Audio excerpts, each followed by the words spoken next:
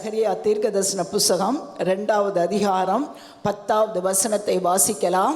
சீயோன் குமாரத்தியே, கம்பீரித்து பாடு, இதோ நான் வந்து உன் நடுவில் வாசம் பண்ணுவேன் என்று கர்த்தர் சொல்கிறார். சீயோன் குமாரத்தியே, நீ என்ன செய்ய? கம்பீரித்து பாடு. ஏனென்று சொன்னால், உனக்கு கொடுத்த வாக்குத்தத்தத்தின்படி நான் வந்து உன் நடுவில் வாசம் பண்ணுவேன். ஹல்லேலூயா. இந்த தாய்மார் தினத்தில் எல்லாரும் ஆண்டவருடைய பிரசன்னத்தோடு வீட்டுக்கு போக போகிறீர்கள். ஆண்டவருடைய பிரசன்னம் உங்கள் வீடுகளில் தங்கி இருக்க போகிறது. கர்த்தர் உங்களுடைய குடும்பங்களை ஆசீர்வதிக்க போகிறார். இந்த செய்தியை கேட்டுக்கொண்டு இருக்கிற ஒவ்வொருவரையும் ஆண்டவர் ஆசீர்வதிக்க போகிறார்.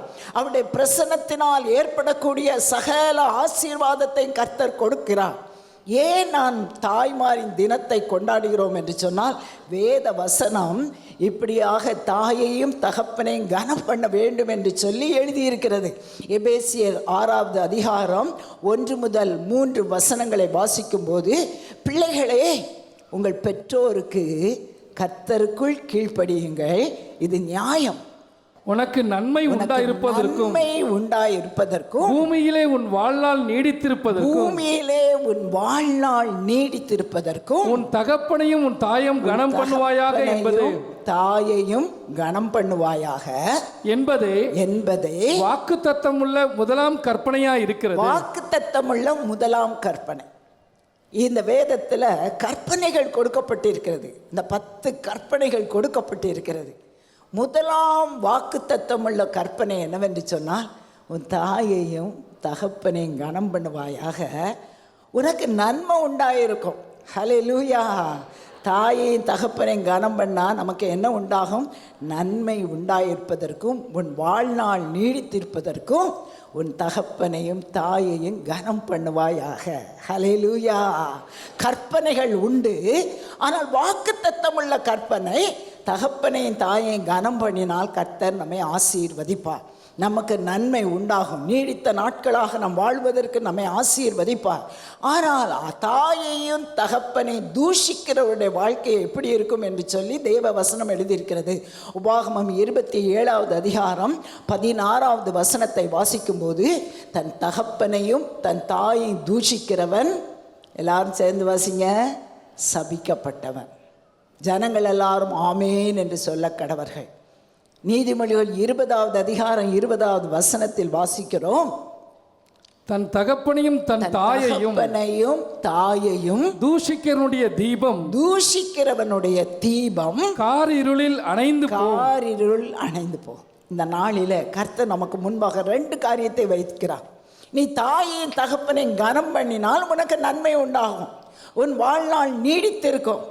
ஆனால் தாயின் தகப்பனை தூஷித்தால் நீ சபிக்கப்பட்டவன். தூஷித்தால் காரிருளில் உன் தீபம் அணைந்து போகும். இந்த நேரத்தில் கடந்து வந்திருக்கிற எல்லாரும் ஒரு நிமிஷம் யோசித்து பார்க்கலாம். நம்ம தாய் தகப்பனை கனம் பண்ணுகிறோமா? கனம் பண்ணினால் அவர்களுக்கு கீழ்ப்படிவோம், அவர்களை கவனிப்போம், அவர்களை விசாரிப்போம். வயதானுக போகும்போது அசட்டை பண்ண மாட்டோம். ஆனால் தூஷித்தா, ஏன் தான் நீ பெத்த, இந்த வீட்டில் வந்து நான் பிறந்தனே, என்னை எப்படி வளர்த்துருக்கிற, என்னை எப்படியாக காரியங்களை படிக்க வைக்காமல் வைக்கிறையே, என்னை இன்ஜினியரிங் காலேஜுக்கு அனுப்புறியா, மெடிக்கல் காலேஜுக்கு அனுப்புறியா, எல்லா குடும்பம் எப்படி இருக்கிறாங்க, நீ இப்படி இருக்கிறையே. தூஷித்தால் காரிருளில் உன்னுடைய தீபம் அணைந்து போம் என்று சொல்லி நான் சொல்லலை, தேவ வசனம் சொல்லுகிறது. ஒரு நிமிஷம் எல்லாரும் கரங்களை உயர்த்தி, யாராயினும் தவறாக இருப்பீர்கள் என்று சொன்னால் இன்றைக்கு உங்கள் இருதயத்தை மாற்றிக்கொள்ளுங்க. ஆண்டவர் சமூகத்தினை சொல்லுங்க, ஏசப்பா, நீங்கள் எங்களுக்கு கொடுத்த அம்மாவுக்காக அப்பாவுக்காக உமக்கு நன்றி செலுத்துகிறோம். எங்களுக்கு கொடுத்த குடும்பத்துக்காக சோத்திரம். இந்த நாட்களில் எங்களை தாயின் சன்னிதானத்தில் தாயின் ஸ்தானத்தில் வைத்திருக்கிற எங்களை ஆசீர்வதித்து எங்கள் சந்ததிக்கு எங்களை ஆசீர்வாதமாய் மாற்றும். ஒரு குடும்பத்தில் உள்ள ஒருவராயினும் ஆண்டவரை தூஷிக்கிறவர்களாய் காணப்படக்கூடாது. ஒவ்வொருவருக்கும் நன்மை உண்டாகணும், நீடிய ஆயுசு உண்டாகணும். இயேசுவின் மூலம் வேண்டிக் கொள்கிறோம் பிதாவே, ஆமென். வேதத்தில் தேவ பக்தி உள்ள தாய்களை குறித்து வாசிக்கிறோம். முதலாவதாக 1 சாமுவேல் 1வது அதிகாரம் 28வது வசனத்தில் வாசிக்கிறோம், அவன் கர்த்தருக்கென்று கேட்கப்பட்டபடியினால் அவன் உயிரோடு இருக்கும் சகல நாளும் அவனை கர்த்தருக்கே ஒப்பு கொடுக்கிறேன் என்றால் அவன் அங்கே கர்த்தரை பணிந்து கொண்டான். இது யாரை குறித்து எழுதியிருக்கிறது என்று சொன்னால், சாமுவேல் தீர்க்கதரிசியாகிய அந்த தீர்க்கதரிசியினுடைய தாயை குறித்து, அன்னாளை குறித்து எழுதியிருக்கிறது. அன்னாளுடைய குடும்பத்தில் ஒரு குழந்தை இல்லாத சமயத்தில் ஆண்டவர் சமூகத்தண்ணில் வந்து ஜெபம் பண்ணி, ஆண்டவரே எனக்கு ஒரு குழந்தை கொடுத்தால் உமக்கு சொந்தம், அதுக்கு பிறகு எனக்கு சொந்தம்னு சொல்லலை. என்ன சொல்லலாம்? எல்லா தாய்களும் நம்முடைய பிள்ளைகளை கர்த்தருக்கென்று என்ன செய்யணும்? அர்ப்பணிக்கணும். எது வரைக்கும்? உயிரோடு இருக்கும் நாள் பரியந்தம். ஹல்லேலூயா. நீங்கள் உயிரோடு இருக்கும் நாள் பரியந்தம் உங்கள் பிள்ளைகளை இயேசுவுக்காக அர்ப்பணித்து பாருங்க. ஆண்டவர் கைவிடவே மாட்டான். ஒருவேளை இந்த நாளில் துன்மார்க்க வழியில், ஒருவேளை சீர்கட்ட வழியில் போய்கொண்டு இருக்கலாம். ஆனால் ஒரு தாயினுடைய ஜபம், ஒரு தாயினுடைய அர்ப்பணிப்பு அந்த மகனை மகளை கர்த்தர் திருப்ப வல்லவராக இருக்கிறார். நம்முடைய பிள்ளைகள் எல்லாரும் கரங்களை உயர்த்தி சொல்ல, என் பிள்ளைகள் எல்லாரும் ஆண்டவரை ஜீவனுள்ள பரியந்தம், ஆண்டவரே ஜீவிய காலம் எல்லாம் உமக்கே ஒப்பு கொடுக்கிறேன். உம்முடைய சித்தத்தை திட்டத்தை நீ நிறைவேற்றும் ஆண்டவரே. அதே போல ஒரு தீமோத்தேயின் தாயானவள் ஒரு விசேஷித்த தாய். வாசிக்கலாம் 2 தீமோத்தேயு 3வது அதிகாரம் 15வது வசனத்தை வாசிக்கலாம். கிறிஸ்து இயேசுவை பற்றும் விசுவாசத்தினாலே, இயேசுவை பற்றும் விசுவாசத்தினாலே உன்னை ரட்சிப்புக்கு ஏற்ற ஞானம் உள்ளவனாக்கத்தக்க, தீமோத்தேயுவே உன்னை ரட்சிப்புக்கு ஏற்ற ஞானம் உள்ளவனாகத்தக்க பரிசுத்த வேத எழுத்துக்களை நீ சிறு வயது முதல் அறிந்தவன் என்று உனக்கு தெரியும். வயது முதல் அறிந்தவன் என்று உனக்கு தெரியும். சிறு வயது. இப்பொழுது அவன் யார் என்று சொன்னால் ஞானம் உள்ளவன். இந்த ஞானம் உள்ள அல்லது ஆவிக்குரிய ஜீவியத்தில் ஒரு PhD பட்டத்தை வாங்கி கொடுத்தது யார் தெரியுமா? இந்த தாய். எப்போ இருந்து கற்றுக் கொடுத்தாள்? சிறு வயது முதற்கொண்டு. அருமையான இந்த இடத்தில் வந்திருக்கிற அருமையான தாய் ஸ்தானத்தில் இருக்கிற ஒவ்வொருவரையும் நான் கேட்டுக்கொள்கிறேன்.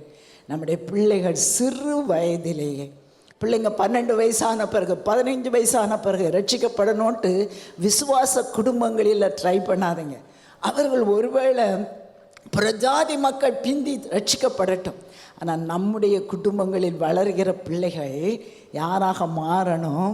ரட்சிப்புக்கு ஏற்ற ஞானம் உள்ளவர்களாக மாறத்தக்கதாக ஒரு தாய் சிறு வயது முதற்கொண்டு பிள்ளைக்கு என்ன செய்யணும்? போதிக்கணும்.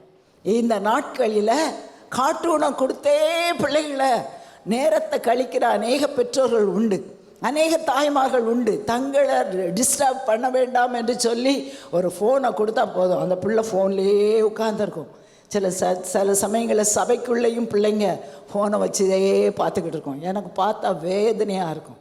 பிள்ளைகள் உண்மையாகவே பிள்ளைகளை வேத எழுத்துக்களினால் பிள்ளைகளை போதிங்க.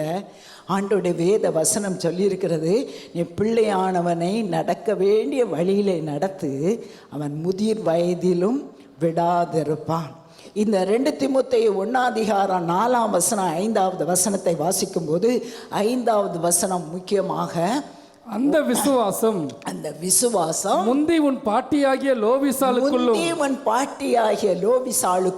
உன் தாயாகிய ஐனிக்கையாளுக்குள்ளும் இருந்தது. அது உனக்குள்ளும் நிலைத்திருக்கிறது என்று நிச்சயித்திருக்கிறேன். இந்த விசுவாசம் என்பது கண்டேஜியஸ், பரவக்கூடியது. ஒரு தாய்க்குள்ள இருக்கிற விசுவாசம் பிள்ளைக்குள்ள வரும். ஒரு பாட்டிக்குள்ளே இருக்கிற விசுவாசம். இந்த நாட்களில் நிறைய ரிட்டையர்ட் ஆனவங்களை வந்து கர்த்தருடைய ஊழியத்தை செய்ய வாங்கன்னு கூப்பிட்டு அவங்க சொல்கிறாங்க, பேர பிள்ளைங்களை பார்க்கணும், என் மகா வேலைக்கு போகிறான், பரவாயில்ல, பேர பிள்ளைகளை பார்க்குற எல்லா பாட்டிமாரும் பிள்ளைகளுக்கு போதிங்க. பிள்ளைகளுக்கு உங்களுக்குள்ளாக இருக்கிற விசுவாசம், நிலையான விசுவாசம், மாயமற்ற விசுவாசம் அவர்களுக்குள்ள வரட்டும். பெற்றோர்கள் கடன் வாங்கி பிழைச்சா பிள்ளைகளும் கடன் தான் வாங்குவாங்க. பெற்றோர்கள் சண்டை போட்டுக்கிட்டே இருந்தால் பிள்ளைகளும் திருமணமான பிறகு சண்டை தான் போடுவாங்க. ஒரு தாயை போல தான் மகள், நூலை போல தான் எனது சேலை.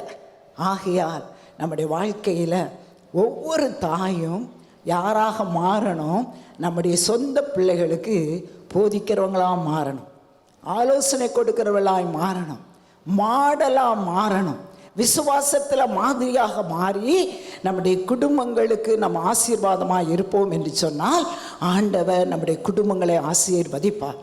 உபாகமம் 6:4 வாசிக்கிறோம், இந்த பிள்ளைகளுக்கு எப்படி போதிக்க வேண்டும். சண்டே ஸ்கூலில் அல்லது கிளாஸ் ரூமில் வச்சது போல் கையை கட்டிட்டுங்க உட்காரு, நான் உனக்கு போதிக்க போகிறேன், நான் சொல்கிறது அப்படியே கேளு அப்படின்னு சொல்லக்கூடாது. எப்படி போதிக்கணுமா? உபாகமம் 6:7 எப்படி போதிக்கணுமா?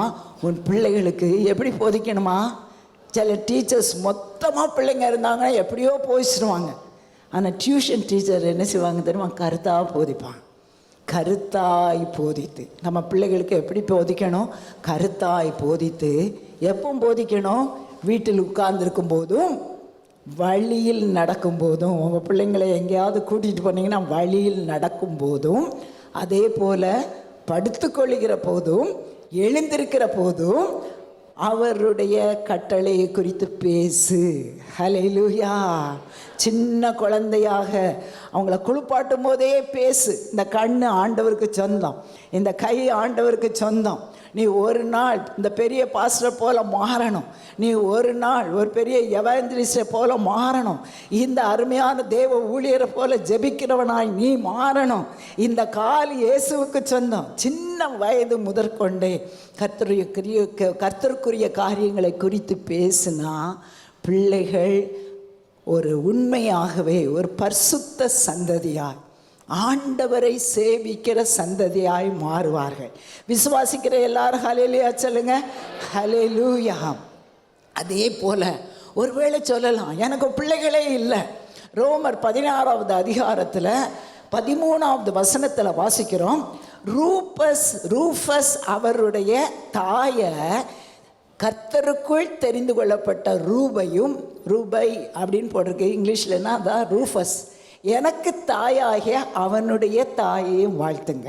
நம்முடைய வாழ்க்கை நம்ம குடும்பத்துக்கு மாத்திரம் நம்ம பெற்றோர் அல்ல, குடும்பத்துக்கு மாத்திரம் நம்ம தாய் அல்ல. நம்மளை எல்லாரையும் ஆண்டவர் யாராக மாற்றியிருக்கிறார்? ஆவிக்குரிய தாயாக மாற்றியிருக்கிறார், ஆவிக்குரிய குழந்தையாய் கொடுத்திருக்கிறார். ஆகையால் தான் பரிசுத்த பவுல் சொல்கிறார், ரூஃபஸ், நீ தெரிந்து கொள்ளப்பட்ட ரூஃபஸ், நீ உன்னுடைய தாய் தான் என்னுடைய தாய் என்று சொல்கிறார். நாம் நம்முடைய சொந்த பிள்ளைகளுக்கு மாத்திரம் அல்ல, ஆவிக்குரிய குழந்தைகளுக்காக ஜெபம் பண்ணுங்க. கர்த்தர் ஆசீர்வதிப்பார். அருமையான தாயின் ஸ்தானத்தில் இருக்கிறவர்கள் உங்களுடைய வீடுகளை கர்த்தருக்காக திறந்து கொடுங்க. ஒரு ஆக்கிலா பிரிஸ்கிலாவை போல பிரஜாதிகள் நம்முடைய வீடுகளுக்குள்ளாக வந்து ரட்சிக்கப்படட்டும். ஆண்டவருக்காக ஊழியக்காரர்களை நாம் ஏற்றுக்கொள்ளலாம். நம்முடைய குடும்பங்கள் ஆசீர்வதிக்கப்பட்ட ஒரு குடும்பமாய் மாறுவதற்கு ஆவிக்குரிய தாயாக மாறுங்கள். கர்த்தர் ஆசீர்வதிப்பார். நம்ம இன்றைக்கு நம்ம கேட்ட அந்த வாக்குத்தத்தத்தின்படி சீயோன் குமாரத்தியே என்ன செய்ய? கம்பீரித்து பாடு, நான் உன் நடுவில் வந்து வாசம் பண்ணுவேன். ஆண்டவர் நடுவில் வந்து வாசம் பண்ண நம்ம என்ன செய்யணும்? ஆண்டவருடைய பிரசன்னம், ஆண்டவருடைய சமூகம் நம்முடைய குடும்பத்துக்குள் இருந்தால் என்ன நடக்கும்? இதை குறித்து நான் உங்களோடு கூட 3 காரியங்களை நான் பகிர்ந்து கொள்கிறேன். முதலாவதாக, கர்த்தர் நம் நடுவில் வாசம் பண்ணினால் ஆண்டவரே சொல்லியிருக்கிறார். யாத்திராகமம் 25 8 வாசிக்கிறோம். வாசிங்க. அவர்கள் நடுவிலே நான் வாசம் பண்ண எனக்கு ஒரு பரிசுத்த ஸ்தலத்தை உண்டாக்குவார்களாக. நம்முடைய வாழ்க்கையில ஒவ்வொரு குடும்பத்திலும் பொறுப்பாய் இருக்கிற அருமையான சகோதரனே, அருமையான சகோதரியே, கர்த்தர் நம்ம நடுவில் வாசம் பண்ண ஒரு பரிசுத்த ஸ்தலத்தை அவருக்காக என்ன செய்யணும்? உண்டாக்கணும். நம்முடைய வீட்டுக்குள்ள, நம்முடைய குடும்பத்துக்குள்ள கர்த்தருடைய பிரசன்னம், சமூகம் இருக்கணும். அதற்காக ஆண்டவர் சொல்கிறார், நான் உன் நடுவில் வாசம் பண்ண ஒரு ஸ்தலத்தை ஆயத்தம் பண்ணு. ஹல்லேலூயா. நம்முடைய வீடுகள் எல்லாம் அவருடைய பிரசனத்தினால், சமூகத்தினால் நிறைந்து காணப்படணும். ஆண்டவர் யாரோடு கூட உலாவி வாசம் பண்ணுவார் என்று எழுதியிருக்கிறது என்றால் 2 கொரிந்தியர் 6 16 17 வாசிக்கும் போது, தேவனுடைய ஆலயத்துக்கும் விக்கிரகங்களுக்கும் சம்பந்தம் ஏது? நான் அவர்களுக்குள்ளே வாசம் பண்ணி அவர்களுக்குள்ளே உலாவி அவர்கள் தேவனாய் இருப்பேன். 2 கொரிந்தியர் 6:14-15 வசனத்தையும் போடுங்க. அந்நிய நுகத்திலே அவிசுவாசிகளுடன் பிணைக்கப்படாதிருப்பீர்களாக. நீதிக்கும் அநீதிக்கும் சம்பந்தம் ஏது? ஒளிக்கும் இருளுக்கும் ஐக்கியம் ஏது? கிறிஸ்துவுக்கும் பேலியாளுக்கும் இசைவேது? அவிசுவாசியோடே விசுவாசிக்கு பங்கேது? ஆண்டவர் சொல்லுகிறார், தேவனுடைய ஆலயத்துக்கும் விக்கிரகத்துக்கும் என்ன கிடையாது? சம்பந்தமே கிடையாது. நம்முடைய வீடுகளில், நம்முடைய குடும்பங்கள் நடுவில் கர்த்தர் உலாவி வாசம் பண்ணுகிற ஒரு குடும்பமாக இருக்க வேண்டும் என்றால் நம்முடைய குடும்பங்கள் ஒரு பரிசுத்த ஸ்தலமாக மாறணும். நம்முடைய குடும்பம் பிரித்தெடுக்கப்பட்ட ஒரு குடும்பமாக காணப்படணும். நமக்கும் பேலியாளின் மக்களுக்கும் சம்பந்தம் கிடையாது. அவிசுவாசியோடு நம்ம பிணைக்கப்படக்கூடாது. நம்ம வாழ்க்கையில் விக்கிரக ஆராதனைக்கும் தேவனுடைய ஆலயத்துக்கு வரும்போது ஆண்டவரே என்று சொல்லி ஆண்டவரை ஆராதிக்கிறது. வீட்டில் போன உடனே அம்மா அப்பாவை படத்தை வச்சு அதுக்கு ஒரு கேண்டில் கொளுத்துறது, முன்னால் நம்ம பண்ணின ஆராதனைகளின் காரியங்களை அப்படியே வைத்து ஆராதிக்கிறது. அப்படியானால் ஆண்டவர் என்ன செய்ய மாட்டார்? நம்முடைய குடும்பங்கள் நடுவில் உலாவி வர மாட்டார். நம்முடைய குடும்பங்கள் நடுவில் வாசம் பண்ண மாட்டார்.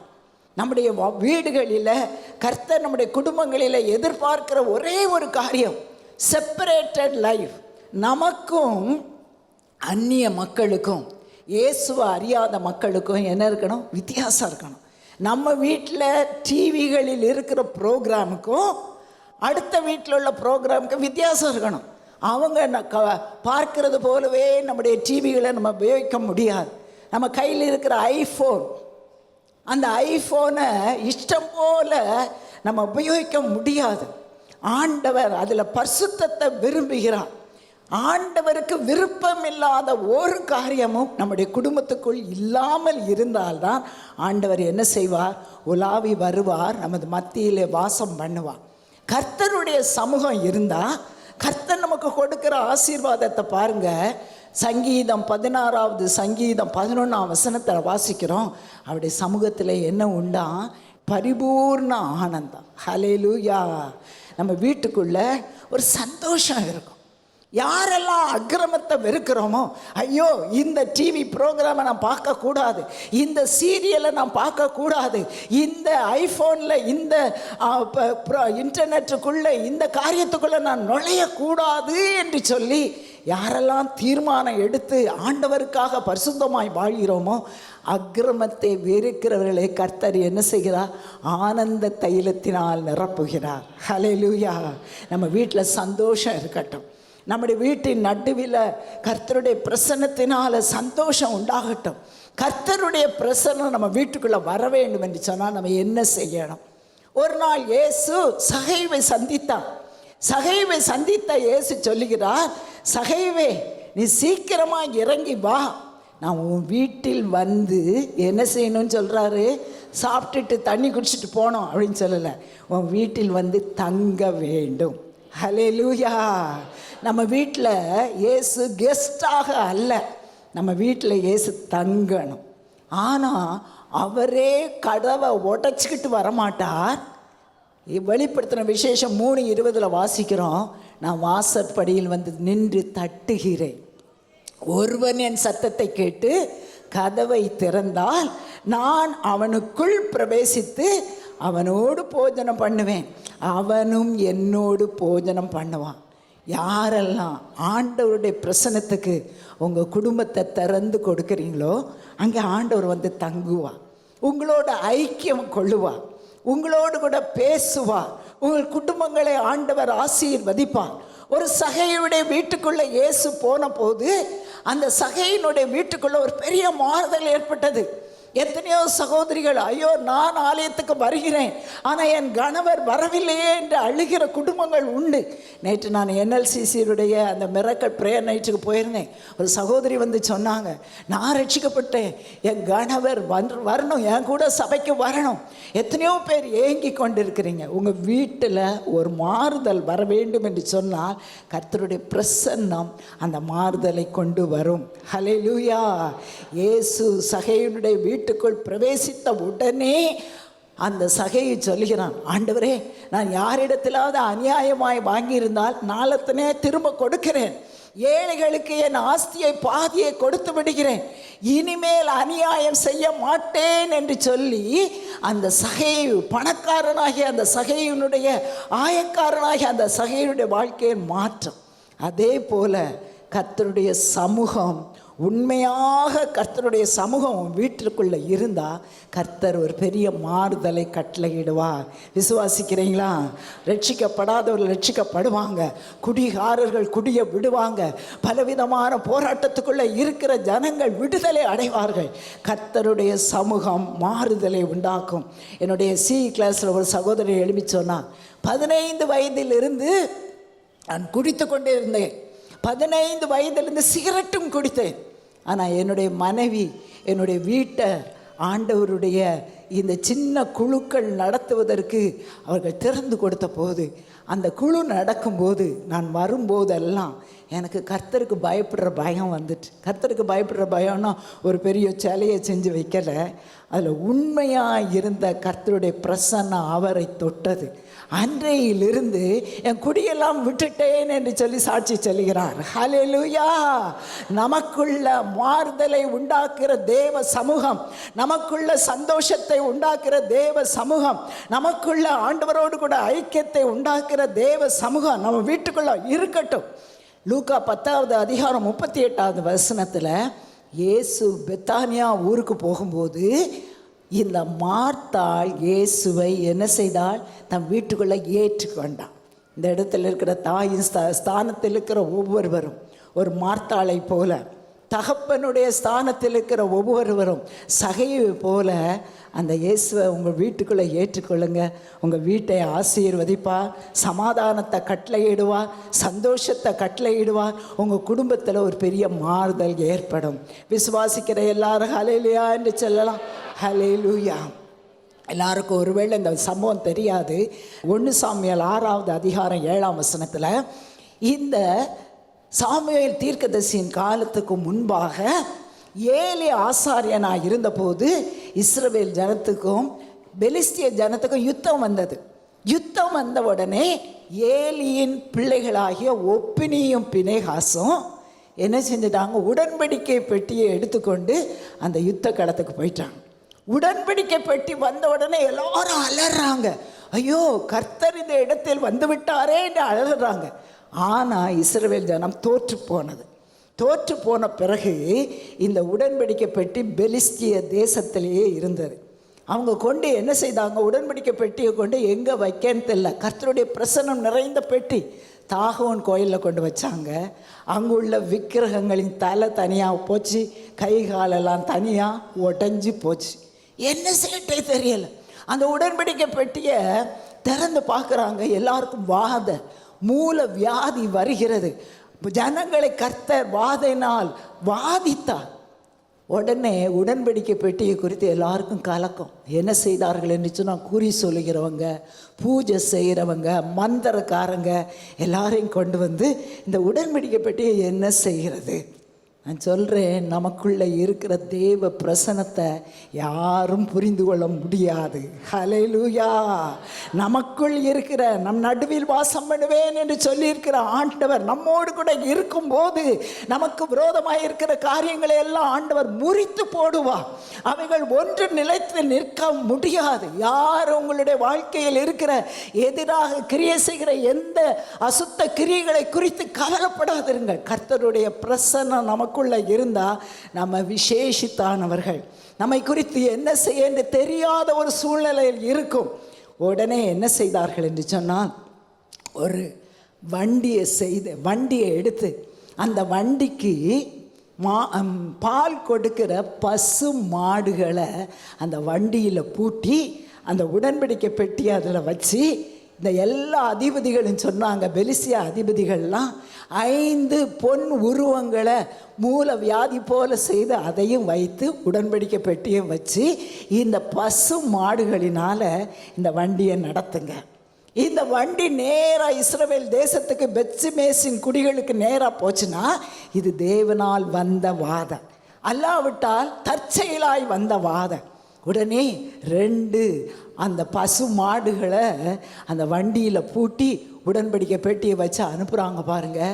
இந்த பசு மாடுகள், பால் கொடுக்கிற பசு மாடுகள், அருமையான தாயே, ஆண்டவர் பசு மாடுகளை தெரிந்து கொண்டு அந்த உடன்படிக்கை பெட்டி பெலிஸ்திய தேசத்துக்கு கடந்து சென்ற அந்த உடன்படிக்கை பெட்டி நேராக நடந்து எங்கே வந்துச்சு தெரியுமா?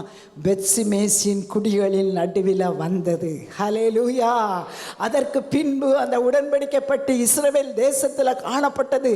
அருமையான தேவனுடைய பிள்ளைகளே, உங்களுடைய குடும்பத்தில் கர்த்தருடைய பிரசன்னத்தை எழுந்திருப்பீர்கள் என்று சொன்னால் நீங்கள் தான் திரும்பவுமாக அந்த உடன்படிக்கை பெட்டியை சுமந்து கொண்டு உங்கள் வீட்டுக்குள்ளே கொண்டு வர வேண்டியவர்கள். அருமையான தாயே, நீதான் ஆண்டவர் சமூகத்தினர் உன்னுடைய தியாகத்தின் வாழ்க்கை, உன்னுடைய ஆண்டவருடைய முகத்தை தேடுகிற வாழ்க்கை, அந்த உடன்படிக்கை பெட்டியை சுமந்து கொண்டு ஆண்டவர் சமூகத்தினர் வருவதற்கு தான், கர்த்தருடைய பிரசன்னத்தை சுமந்து கொண்டு வருகிறதற்கு தான் கர்த்தர் உன்னை தெரிந்து கொண்டார். உன் குடும்பத்தில் இருக்கிற பலவித போராட்டங்களில் ஒரு விடுதலை கொடுக்க, உன்னை குடும்பத்தை ஆண்டவர் ஆசீர்வதிக்க உடன்படிக்கை பெட்டி கர்த்தருடைய சமூகத்தை சுமந்து கொண்டு வருகிற தாயாக கர்த்தர் நம்மை மாற்றி இருக்கிறார். ஹல்லேலூயா. 2வதாக, கர்த்தருடைய சமூகம் எங்கே இருக்கிறதோ அங்கே அவருடைய சத்தமும் காணப்படும். வாசிக்கலாம். யாத்திராகமம் 25வது அதிகாரம் 22வது வசனம். அங்கே நான் உன்னை சந்திப்பேன், கிருபாசனத்தின் மீதிலும் சாட்சி பெட்டியின் மீதிலும் நிற்கும் 2 கேருபீன்களின் நடுவிலும் இருந்து நான் இஸ்ரவேல் புத்திரருக்காக உனக்கு கற்பிக்க போகிறவைகளை எல்லாம் உன்னோடே சொல்லுவேன். முதலாவது கர்த்தருடைய பிரசன்னம் உனக்கு ஆசீர்வாதத்தை கொண்டு வரும், சந்தோஷத்தை கொண்டு வரும். அவருடைய சமூகம் உன்னுடைய குடும்பத்தில் ஒரு மாறுதலை கொண்டு வரும். இழந்து போய் ஒருவேளை கர்த்தருடைய சமூகத்தை இழந்து போய் இருந்தால் பசு மாடுகள் என்ன செய்யணும்? திரும்பமாக இந்த உடன்படிக்கை பெட்டியை வீட்டுக்குள்ளே கொண்டு வந்து விட வேண்டும். 2வதாக, கர்த்தருடைய சமூகத்தில் கர்த்தருடைய பிரசன்னம் இருக்கிற இடத்துல கர்த்தர் என்ன செய்வார்? நம்ம கூட பேசுவார். ஹல்லேலூயா. நம்ம ஆராதிக்கிற தெய்வம் பேசுகிற தெய்வம்.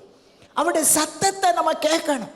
கிருபாசன தண்டையில் உடன்படிக்கை பெட்டி இருக்கிற இடத்துல மகா பரிசுத்த ஸ்தலத்துக்குள்ள பிரவேசிக்கும் போது அவருடைய சமூகத்தில் இருந்து வருகிற சத்தத்தை நீ கேட்பாய். ஹல்லேலூயா. நிறைய நேரங்களில் நம்முடைய குடும்பங்கள் நடுவில், நம்முடைய குடும்பங்களின் காரியங்கள் நடுவில், ஊழியத்தின் நடுவில், வேலை ஸ்தலத்தின் நடுவில் எதை செய்ய வேண்டும் என்று தெரியாத சூழ்நிலையில் இருக்கும்போது யாராவது தீர்க்கதரிசனம் சொல்லுவாங்களா? குறி சொல்லுகிறவர்களை நோக்கி அல்ல, மந்திரக்காரர்களை நோக்கி அல்ல. அவருடைய சமூகம், அவருடைய பிரசன்னம் இருக்கிற இடத்துல, வாசம் பண்ணுகிற இடத்துல உன் நேரத்தை செலவழித்து பார். கர்த்தர் உன்னோடு கூட பேசுவார். ஹல்லேலூயா. ஆண்டவர் வாக்கு கொடுத்திருக்கிறார். வலதுபுறம் சாயும் போதும் இடதுபுறம் சாயும் போதும் இதுவே வழி, இதிலே நடவுங்கள் என்று சொல்லுகிற சத்தத்தை நீங்கள் கேட்பீர்கள். நம்ம வாழ்க்கையில் இதை என்ன செய்யணும் தெரியுமா? அனுபவமாக மாற்றணும். குடும்பங்களில் பிரச்சனைகள் வரும்போது, குடும்பங்களில் தீர்மானங்கள் எடுப்பதற்கு கஷ்டப்படும் போது, ஒரு வியாபாரத்தில் இந்த வியாபாரம் ஆரம்பிக்கவா வேண்டாமா, இந்த இடத்துக்கு போகவா வேண்டாமா, இதற்கெல்லாம் பிள்ளைகளை என்ன படிக்க வைக்க, பிள்ளைகளின் திருமண காரியங்கள் எல்லாவற்றுக்கும் யாரையும் தேடாதீங்க. ஆண்டவருடைய சமூகத்தண்டை நேரத்தை செலவழிங்க. நம்மோடு கூட பேசுகிற ஒரு தெய்வம் இருக்கிறார். விசுவாசிக்கிறவர்கள் எல்லாரும் அல்லேலூயா சொல்லுங்க. ஒரு சத்தம் கேட்கப்படும். ஆகையால் தான் மார்த்தாள் மரியாளுடைய வீட்டுக்குள்ளே இயேசு போன போது அந்த மார்த்தாள் இருக்கிறா பாருங்க, அவள் தான் இயேசுவை ஏற்றுக்கொண்டவள். ஆனால் அந்த மார்த்தாள் அநேக காரியத்தை குறித்து கவலைப்பட்டு கலங்கிக்கிட்டு இருந்தாள். என்னத்தை சமைக்க, என்ன சாப்பாடு, காலையில் பிரேக்ஃபாஸ்ட் கொடுக்கலாம், என்ன லஞ்சு கொடுக்கலாம், எப்படிப்பட்ட காரியத்தை குறித்து அநேக காரியத்துக்கு கவலைப்பட்டு கலங்கினாள். ஆனால் மரியாள் இயேசுவின் பாதத்தண்டையில் உட்கார்ந்து, வீட்டில் போய் வாசி பாருங்கள், லூக்கா 10:38 முதல் 42 வசனம்.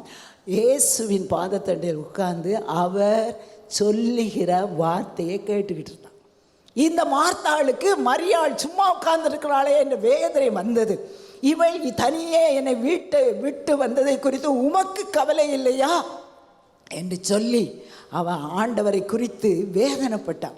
அப்போ இயேசு சொல்லுகிறார், லூக்கா 10:42 வசனம், தேவையானது ஒன்றே, மரியாள் தன்னை விட்டு எடுபடாத நல்ல பங்கை தெரிந்து கொண்டான்.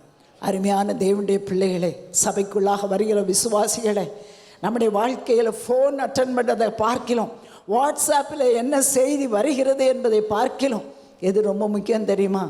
ஆண்டவர் பாதத்தில் முதல் மணி நேரத்தை நீங்கள் செலவழித்து பாருங்கள். அவர் நடக்க வேண்டிய வழியை நமக்கு காட்டுவார். நம்ம மேலே கண்ணை வைத்து நமக்கு ஆலோசனை சொல்லுவார். இயேசுவே வாயை திறந்து சொல்லிட்டார், தேவையானது ஒன்றே. மார்த்தாளே, உனக்கு ஃபோன் வேண்டாம், வாட்ஸ்அப் வேண்டாம், டிவி வேண்டாம், நியூஸ் பேப்பர் வேண்டாம், தேவையானது ஒன்றே. அவள் என்ன செய்தால், ஆண்டவர் பாதத்தண்டையில் உட்கார்ந்து அவருடைய சத்தத்தை கேட்பதை தெரிந்து கொண்டான். நம்ம வாழ்க்கையில் ஒவ்வொரு நாளும் எழும்பும்போது ஒரு சில காரியத்தை தெரிந்து கொள்ளணும்.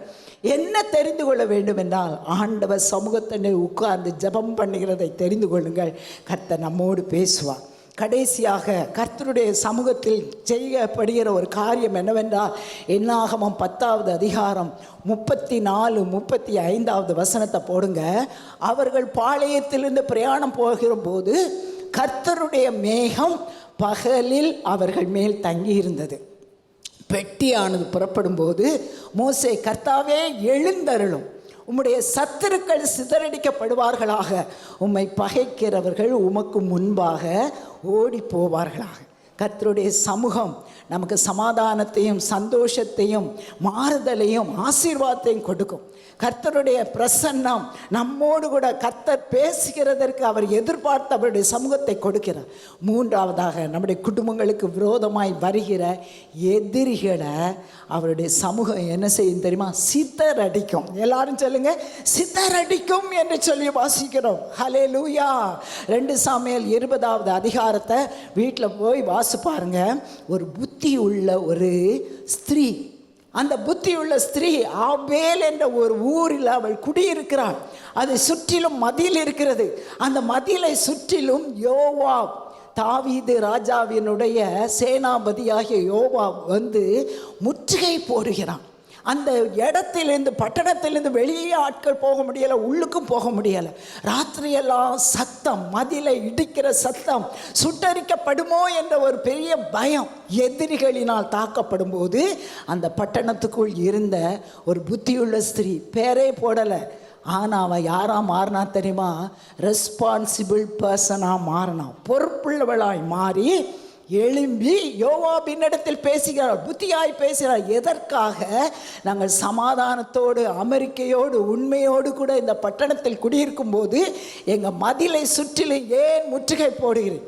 அப்பொழுது சொல்லுகிறார், ராஜாவுக்கு விருப்பமில்லாத ரிபல்லியன், விரோதமாய் இருக்கிற ஷேபா என்ற ஒரு மனுஷன் உங்கள் பட்டணத்துக்குள்ளே இருக்கிறான், முற்றுகைக்குள்ளே இருக்கிறான்.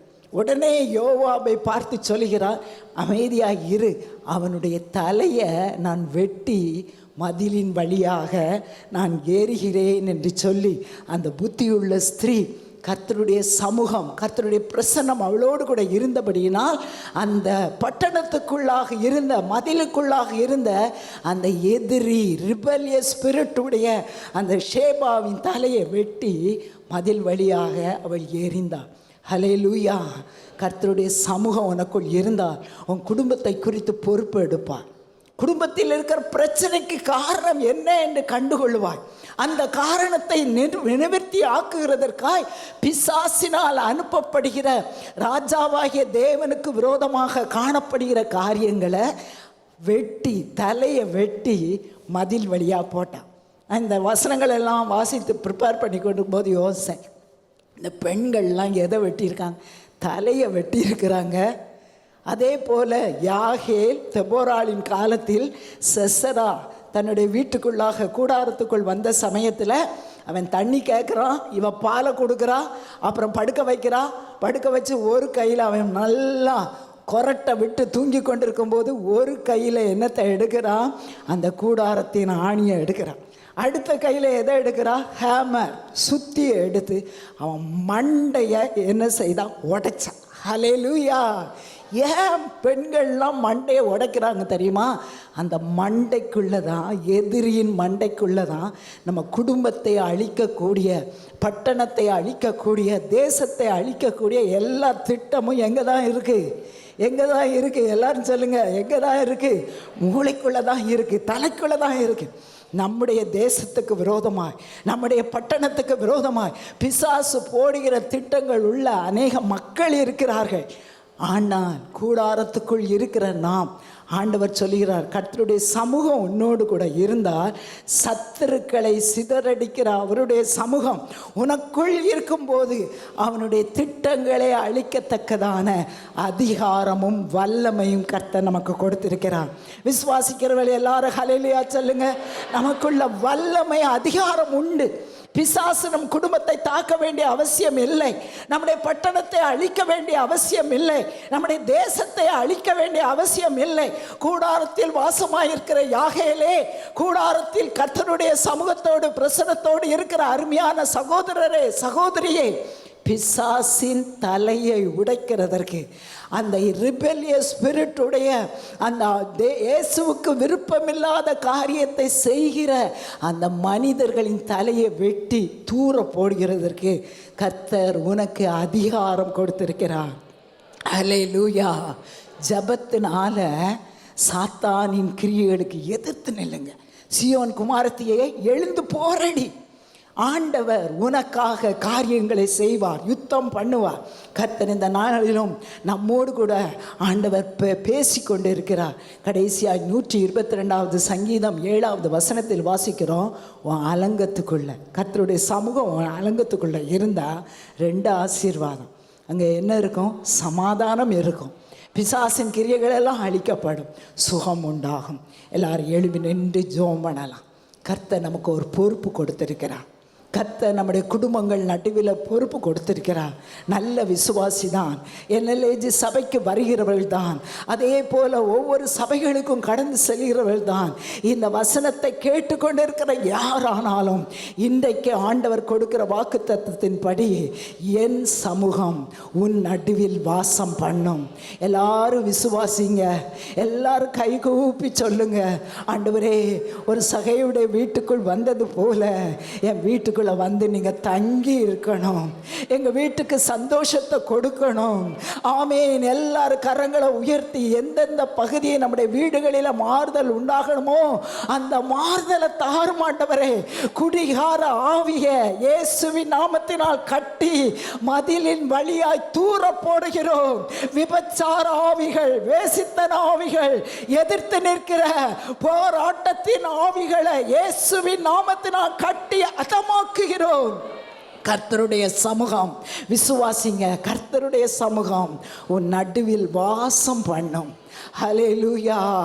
நடுவில் வாசம் பண்ணுகிற அவருடைய சமூகத்தில் அவருடைய வார்த்தையை, அவருடைய சத்தத்தை நீ கேட்க முடியும். அவருடைய சத்தத்தை கேட்டு நட. 3வதாக உனக்கு எதிராய் வருகிற பிசாசு அழிக்கப்படுவதற்கு கர்த்தர் உனக்கு அதிகாரமும் வல்லமையும் கொடுத்திருக்கிறார். ஓ ஹபா லாஷிகரபா, எல்லாரும் கரங்களை உயர்த்தி ஆண்டவரே, ஆண்டவரை சேவிக்கிற சந்ததியாய் உன் சந்ததியை பெருக பண்ணுவேன், மந்தை பெருக பண்ணுகிறது போல பெருக பண்ணுவேன் என்று சொன்னவர் எங்கள் குடும்பங்களை ஆசீர்வதியும். இயேசுவின் நாமத்தினால் தாயின் ஸ்தானத்தில் இருக்கிற ஒவ்வொருவரையும் ஆசீர்வதியும். ஆண்டவரே, எங்களுடைய சொந்த தாய்களை நாங்கள் நினைக்கிறோம். ஆண்டவரே, அவர்கள் எங்களுக்கு பாராட்டின அன்புக்காக, எங்களுக்கு சொல்லிக் கொடுத்த நல்ல வார்த்தைகளுக்காக, போதகத்துக்காக, எங்களுக்கு முன்பாக நல்ல வழிகாட்டியாய் இருந்தது கொடுத்ததற்காக நாங்கள் உமக்கு நன்றி செலுத்துகிறோம்.